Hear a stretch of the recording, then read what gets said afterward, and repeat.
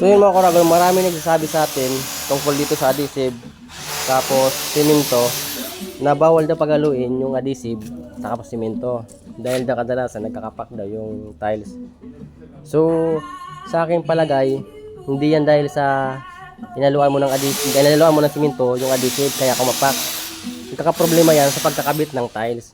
Kasi kami talaga mga tile sitter, yung mga tile sitter talaga, tulad ko, tile sitter ako, alam ko yung kalakaran talaga sa pagka-tiles. Kaya inahaluan talaga namin ng simento.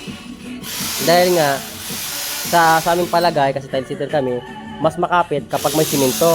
Kasi kapag walang simento, yung adhesive, pag tumuyo siya, hindi siya ganong makapit.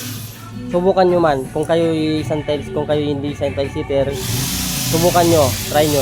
Kasi yung nagsasabi na hindi nahaluan ng adhesive, hindi yun mga tile sitter talaga. So dapat, tile sitter, yung mga tile sitter talaga alam yan kung paano talaga gamitin yung adhesive sa simento.